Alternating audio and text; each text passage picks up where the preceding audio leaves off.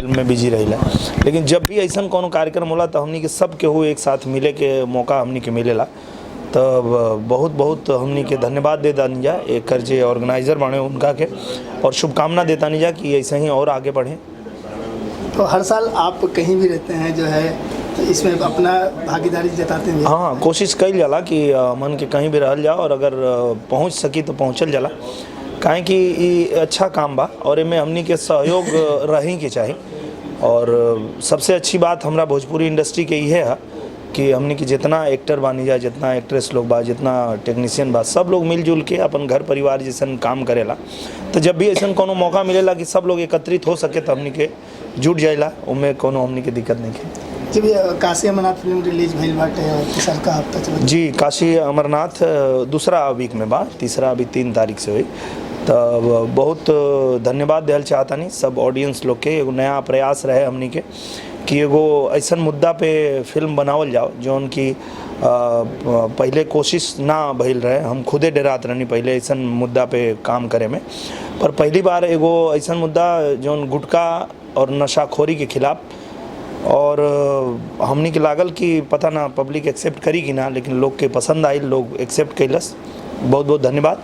और हमनी के खुशी ये बात के बाद कि एगो नया शुरुआत होता। अवार्ड जब मिलता है तो जिम्मेदारी और बढ़ जाती है, तीनों सवाल है। बिल्कुल बिल्कुल, ये खेसारी जी बताएंगे।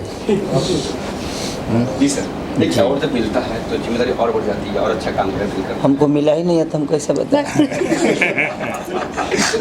हमको मिलेगा तो बताएंगे।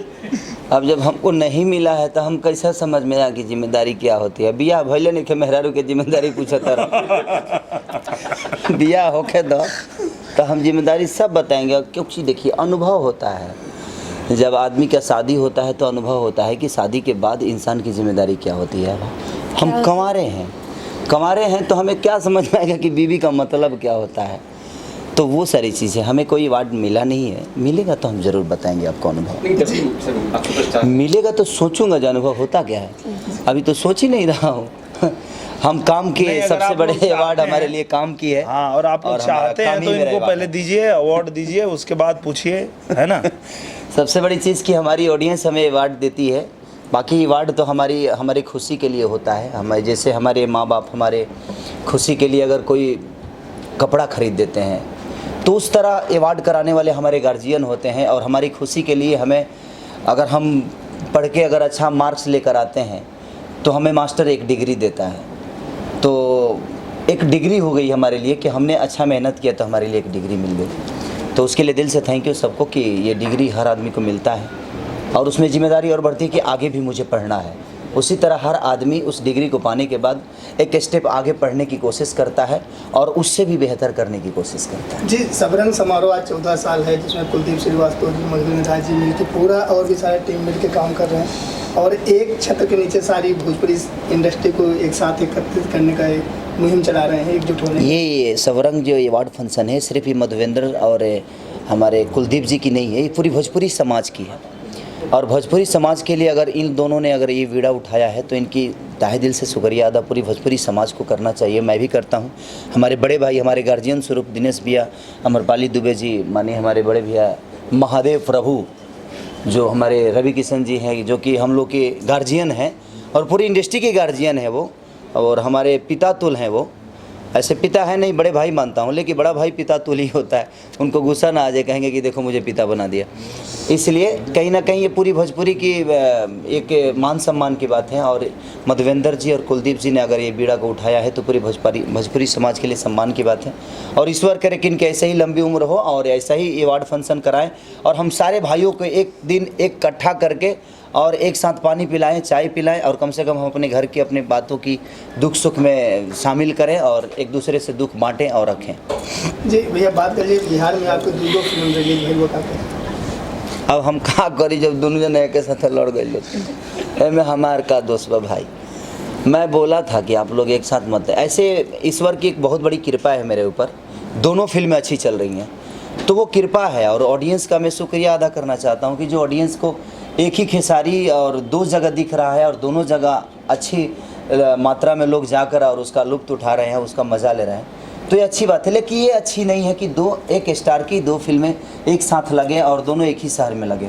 तो अब एक आदमी के 2 जगह बारात जाई तो तन कन्फ्यूजन तो ये जाई कि भाई कौना बारात में ढेर व्यवस्था बहु में चलल जाओ। तो वह स्थिति है कि एक अगर दुल्हा का 2 बारात अगर एक ही शहर में आएगा तो थोड़ी सी कन्फ्यूजन होगी पब्लिक को, जब किस बारात में जाकर अपना भूख को मिटाएं, किस में अच्छी खाना है। तो जिसमें अच्छी खाना है उसमें लोग जा रहे हैं और उसका लुत्फ उठा रहे हैं। अमरपाली जी का कल्चर सबरंग अवार्ड जो 4था साल है जी, मैं दूसरे साल आज अभी आई हूँ, इसमें एसोसिएट हुई हूँ और मैं इसके ऑर्गेनाइजर्स को कुलदीप जी को, मधुवेंद्र जी को ढेर सारी बधाई देती हूँ। और ये बहुत अच्छा काम वो लोग कर रहे हैं। जब कोई अवार्ड मिलता है किसी टेक्नीशियन को या किसी आर्टिस्ट को, तो उसे आगे बढ़ने का, आगे काम करने का आगे काम करने की ताकत बहुत ज़्यादा मिल जाती है। ये बहुत अच्छा काम ये लोग कर रहे हैं और हम लोग सब बहुत खुश होते हैं यहाँ पे आके एक दूसरे से मिलके, और हर साल हम लोग ऐसे ही सपोर्ट करेंगे इस अवार्ड को। काशी अमरनाथ फिल्म रिलीज हुई, इसमें रवि जी हैं, दिनेश जी हैं, सपना गिल जी हैं, क्या कहना चाहेंगे? जी, मैं अभी बिहार जाकर आई हूँ, फिल्म ऑडियंस से मिलके आई हूँ जिन्होंने फ़िल्म देखी, और लकीली लोगों को इतनी पसंद आई फ़िल्म। हम लोग ने एक आउट ऑफ द ब्लू एक टॉपिक पे फ़िल्म बनाई थी, जो रिस्क ज़्यादातर लोग नहीं उठाते, वैसा रिस्क संतोष मिश्रा जी ने उठाया था इस फिल्म में, और फिर भी लोगों ने इतना एक्सेप्ट किया फ़िल्म को, इतना प्यार दिया। तो अब हम लोग को हिम्मत मिलती है कि हम अलग अलग तरीके के सब्जेक्ट्स को बना सकते हैं भोजपुरी में, और मैं बहुत खुश हूँ कि फ़िल्म इतनी सक्सेसफुल है। जी, दिनेश जी, बात कर जाए 2 नवंबर एक खास दिन बाटे मॉरिशस खातिर कि पहला जहाज उत्तर भारत को, यूपी बिहार के जो लोग वहाँ पे पहली बार कदम रखे थे, 2 नवंबर दिन था। तो कल 2 नवंबर प्रवासी घाट पे प्रवासी दिवस मनाया जा रहा है, कहाँ के कल 2 नवंबर को प्रवासी दिवस मनाया जा रहा है मॉरिशस में। मैं इस बात के लिए हमारे जो मॉरिशस के जितने भी हमारे भाई बंधु हैं उनको मैं दिल से धन्यवाद देना चाहता हूं, क्योंकि मैं जब भी गया हूं वहां पे तो मैंने यही देखा है कि तीसरी पीढ़ी है उनकी, और तीसरी पीढ़ी में भी उन्होंने भोजपुरी के कल्चर को, भोजपुरी भाषा को जीवित रखा है उन्होंने, और वो लोग आज भी अपने घर में भोजपुरी भाषा में बात करते हैं। हमारे कल्चर को उन्होंने ख़त्म नहीं होने दिया वहाँ पे। तो इस बात की बहुत बहुत खुशी है हमें, और हम बहुत बहुत शुभकामना देते हैं उनको कि, और ये तो दुनिया जानती है कि यूपी बिहार के लोग जहाँ भी जाते हैं तो वहाँ एक नई दुनिया बसा देते हैं, और वो दुनिया बहुत ही सुंदर होती है। तो मैं यही कहना चाहूँगा कि ऐसे ही आप लोगों से ही प्रेरणा लेके सभी लोग जितने भोजपुरी भाषी हैं दुनिया में जहाँ भी रहेंगे, एक अच्छी और एक बढ़िया दुनिया बसाने की कोशिश करेंगे। Thank you. और मेरे तरफ से भी सेम ही है कि दिल से थैंक यू कि आज भी हमारे बिहार की और यूपी की मिट्टी जो है आज भी मॉरिशस में गुजर रही है।